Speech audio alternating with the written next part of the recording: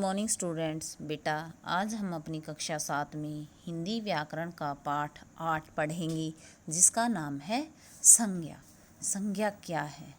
बेटा, इस संसार में उपस्थित सभी जड़ चेतन का परिचय हमें संज्ञा के द्वारा ही प्राप्त होता है।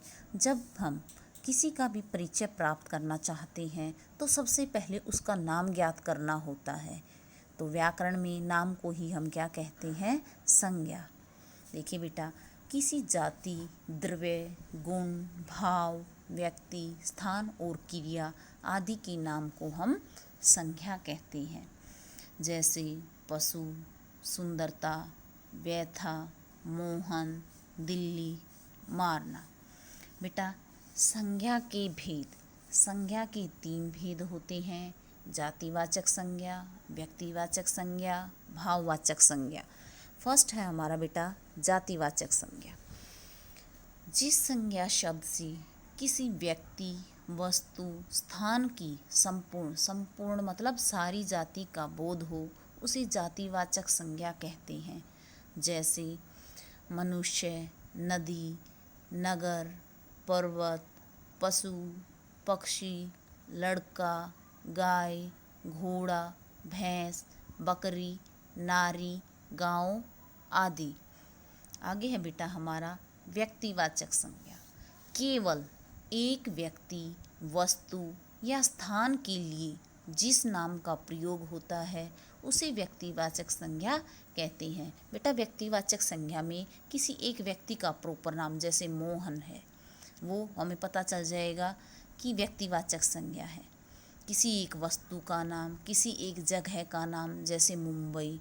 एग्जाम्पल में देखिए, जैसे अमेरिका, भारत, अनिल, ये सब क्या है? व्यक्तिवाचक संज्ञा। उसके बाद है बेटा हमारी भाववाचक संज्ञा। जिस संज्ञा शब्द से पदार्थों की अवस्था, गुण, दोष, धर्म आदि का बोध हो, उसे भाववाचक संज्ञा कहते हैं। जैसे बुढ़ापा, इससे हमें अवस्था का पता चल रहा है। मिठास, बचपन, मोटापा, चढ़ाई, थकावट आदि। बेटा, भाववाचक संज्ञाओं को 2 वर्गों में रखा जा सकता है।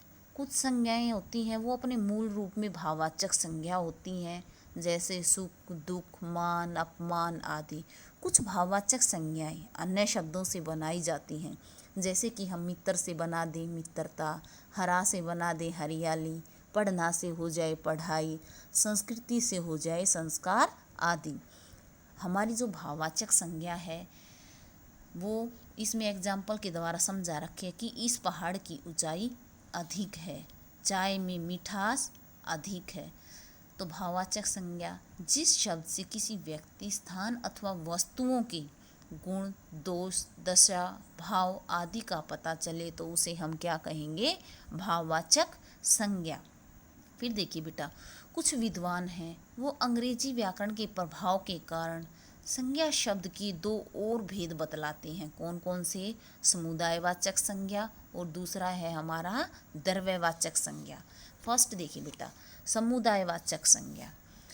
जिन संज्ञा शब्दों से व्यक्तियों, वस्तुओं आदि के समूह का बोध हो, उन्हें समुदायवाचक संज्ञा कहते हैं। कि पूरे समुदाय, समूह का बोध हो, उसे हम समुदायवाचक संज्ञा कहेंगे। जैसे सभा, कक्षा, सेना, भीड़, पुस्तकालय, दल, मानव, पुस्तक आदि। जैसे सभा है, सबको पता है सभा लोगों की होती है। कक्षा में विद्यार्थी होते हैं, सेना में सैनिक होते हैं, पुस्तकालय में पुस्तकों का समूह होता है। तो समुदायवाचक संज्ञा में हमें समूह का बोध होता है। सेकंड है बेटा हमारा द्रव्यवाचक संज्ञा। जिन संज्ञा शब्दों से किसी धातु, द्रव्य आदि पदार्थों का बोध हो, उन्हें द्रव्यवाचक संज्ञा कहते हैं। जैसे घी, तेल, सोना, चांदी, पीतल, चावल, गेहूँ, कोयला, लोहा आदि। देखिए बेटा, भाववाचक संज्ञाएं 4 प्रकार के शब्दों से बनती हैं।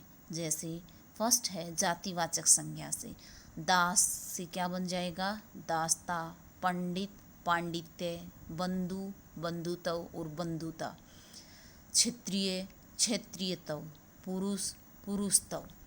सेकंड है बेटा सर्वनाम से संज्ञा बनाना। सर्वनाम से संज्ञा कैसे बनेगी? जैसे अपना है वो सर्वनाम है, तो इससे संज्ञा क्या बन जाएगी? अपना शब्द से अपनापन, अपनत्व। निज, निजत्व, निजता। पराया, परायापन। स्व, स्वत्व। स्वर, स्रवस्व। फिर बेटा विशेषण से संज्ञा बनाना। मीठा से बन जाएगा मिठास।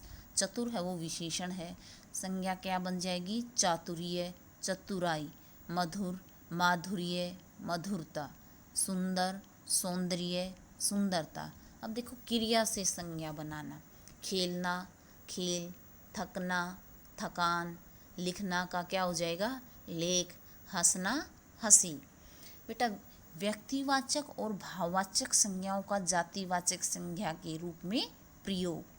बेटा व्यक्तिवाचक और भाववाचक संज्ञाएं एक वचन में भी प्रयोग होती हैं, किंतु जब विशेष परिस्थितियां, आवश्यकताओं अथवा रूढ़ियों के कारण इन्हें एक व्यक्ति या भाव के लिए प्रयुक्त न करके व्यक्ति सामान्य या भाव सामान्य के लिए प्रयोग किया जाता है, तो यह जातिवाचक संज्ञा बन जाती है।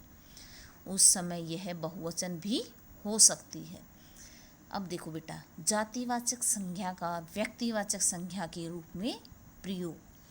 कभी कभी कोई जातिवाचक संज्ञा जाति का बोध न कराकर व्यक्ति विशेष का बोध कराती है, ऐसे में वह व्यक्तिवाचक संज्ञा बन जाती है। एग्जाम्पल देखिए, जैसे यह देश गांधी और नेहरू का है, इसमें महात्मा गांधी और जवाहरलाल नेहरू जातिवाचक संज्ञा से किस रूप में प्रयोग हो गए? व्यक्तिवाचक संज्ञा के रूप में। तो बेटा ये था हमारा पाठ 8। आप इसे अपनी पुस्तक से ध्यानपूर्वक पढ़ोगे। धन्यवाद।